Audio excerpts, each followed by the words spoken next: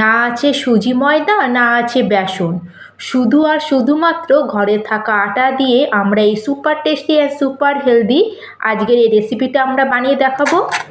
আর কোনো রকম ঝঞ্ঝট ছাড়াই খুবই সহজে আর ইনস্ট্যান্ট আমাদের সুপার টেস্টি আর সুপার ক্রিস্পি আটার এই নাস্তাটা রেডি হয়ে যায়। আর আওয়াজটা শুনেই আপনারা বুঝতেই পারছেন এটা কতটা ক্রিস্পি আর খাস্তা তৈরি হয়েছে। তাহলে চলুন আর দেরি না করে শুরু করা যাক আজকের এই রেসিপি। আর এই নাস্তাটা বানানোর জন্য কোনো ঝঞ্ঝট লাগে না, আমরা আগের থেকে যে কোনো প্রিপারেশন করে রাখবো তারও কোনো দরকার নেই। খুবই সহজে আমাদের ঘরে থাকা আটা আর সেদ্ধ আলু দিয়ে আমরা এই নাস্তাটা তৈরি করে নিতে পারবো। আর খুবই টেস্টি তৈরি হয় আজকের এই নাস্তাটা। বিকালবেলায় যদি আপনাদের কোনো হালকা ফুলকা খিদে পায় বা স্ন্যাক্স খেতে ইচ্ছা করে তখন আপনারা এই রেসিপিটা খুব ইজিলি বানিয়ে নিতে পারবেন।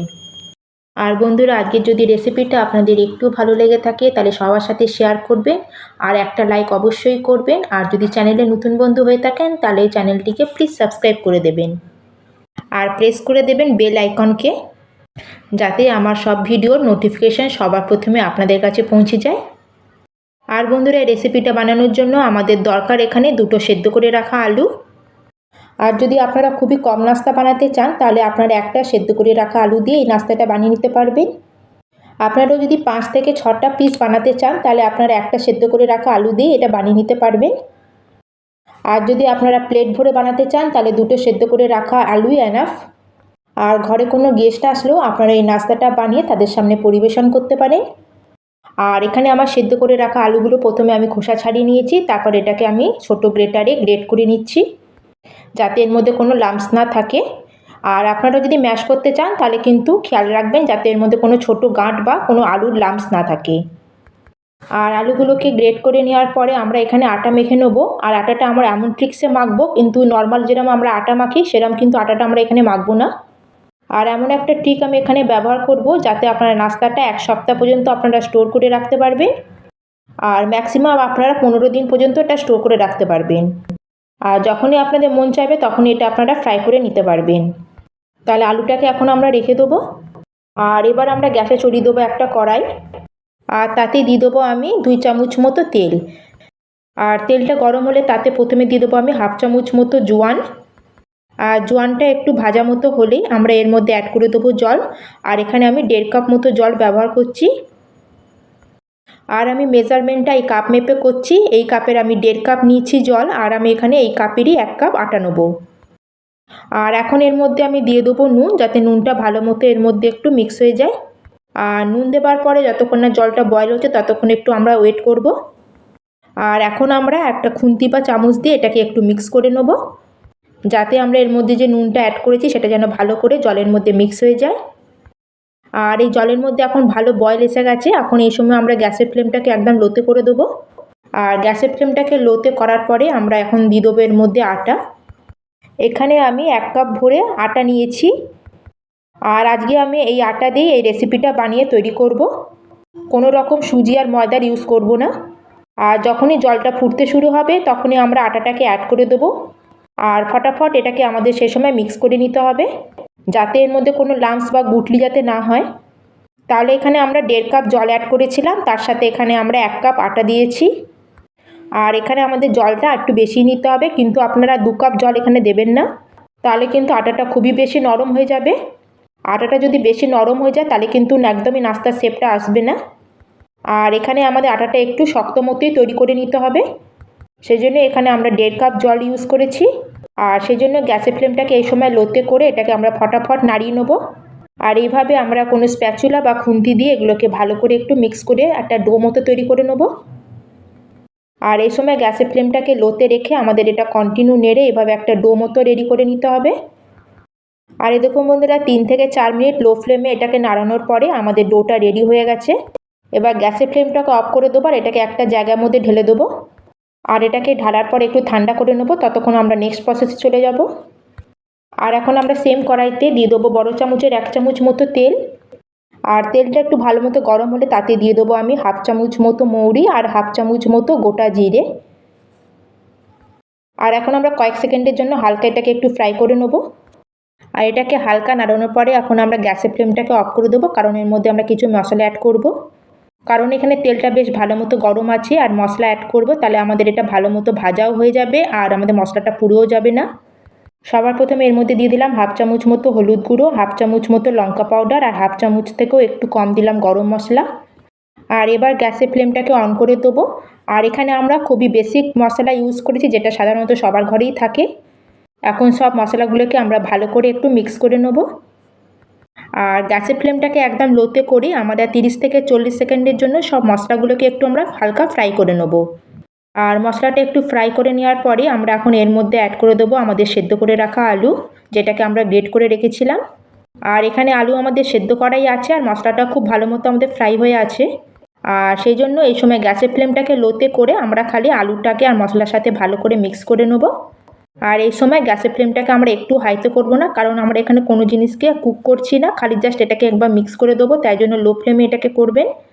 আর বন্ধুরা, আজকে যদি রেসিপিটা আপনাদের যদি একটু ভালো লাগছে তাহলে কিন্তু একদম স্কিপ করবেন না, শেষ পর্যন্ত দেখবেন, তাহলে আপনাদের রেসিপিটা একদম পারফেক্ট তৈরি হবে। আর এই দেখুন বন্ধুরা, খুব একটা স্মুথ মিক্সার আমাদের রেডি হয়ে গেছে, এর মধ্যে কোনো লাম্পস বা কোনো আলুর গাঁট নেই, ঠিক আমাদের এরমই টেক্সচার দরকার ছিল। এখন আমরা এর মধ্যে অ্যাড করে দেবো স্বাদ অনুযায়ী নুন।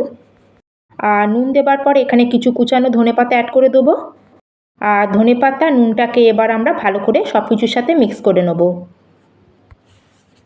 আর নুনটাকে আমি সবার শেষে অ্যাড করেছি, আপনারা চাইলে এটাকে আগেও দিতে পারেন।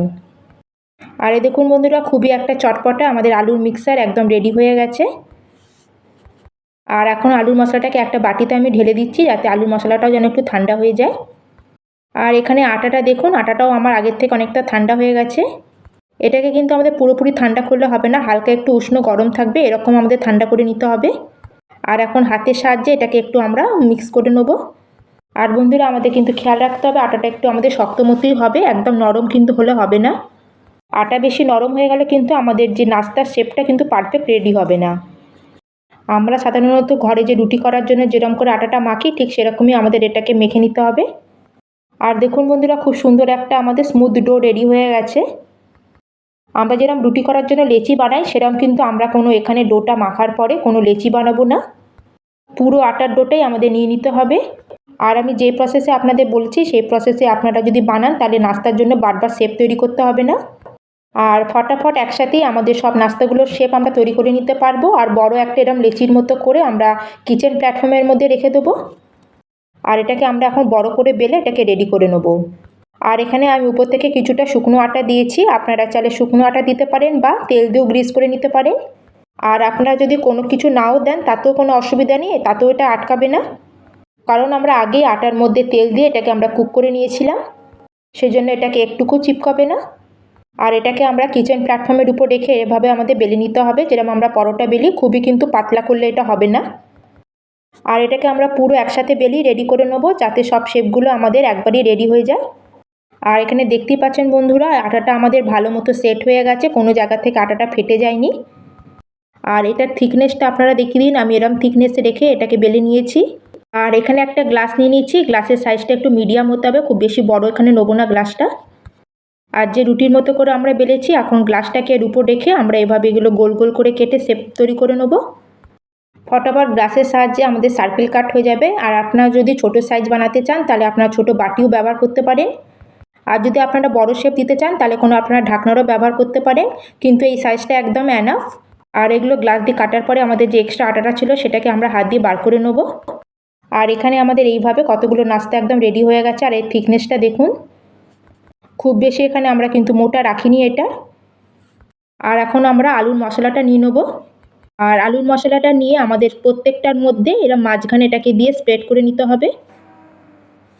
আর এটাকে আমাদের ঠিক মাঝখানে দিতে হবে, আর সাইডের কিনারাগুলোকে আমাদের ছেড়ে দিতে হবে। আর বেশি পরিমাণে আলুর মশলাটা এর মধ্যে দেবেন না, তাহলে কিন্তু এগুলো লক হতে পারবে না, কারণ যখন এটাকে আমরা লক করব তখন কিন্তু এটা বন্ধ হবে না। তাই জন্য আমাদের হালকা হালকাই এর মধ্যে আলুর মশলাটাকে স্প্রেড করতে হবে।